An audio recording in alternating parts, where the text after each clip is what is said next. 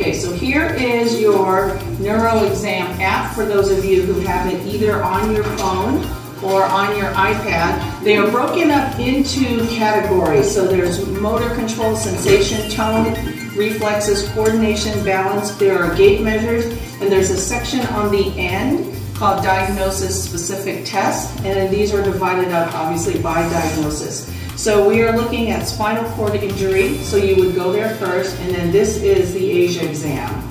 So if you click on the ASIA exam, it's divided into the motor and the sensory portion. Unlike other types of muscle testing, remember this is just for spinal cord injury, and you are just looking at 10 key muscles to help you decide what your ASIA level is. Although in your evaluation, you're probably going to look at other muscles as well. So those of you that are starting here with Dr. Smith will go to motor, and then as you see, the different motor tests for each level is there.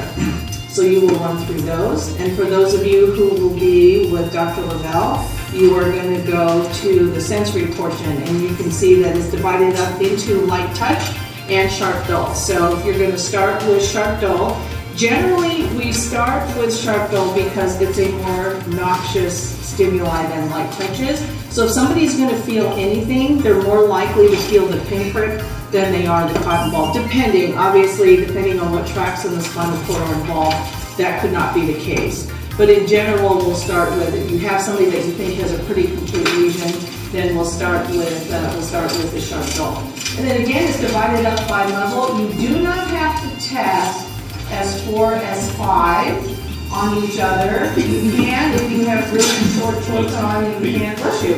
You can try testing S3. There's two different versions of that. There's S3 with somebody who keeps the majority of their clothing on, and then if you look at the video clip, there's 3, 4, 5. There's S3, 4, 5 together, where you can have a little bit more accessibility if you need to.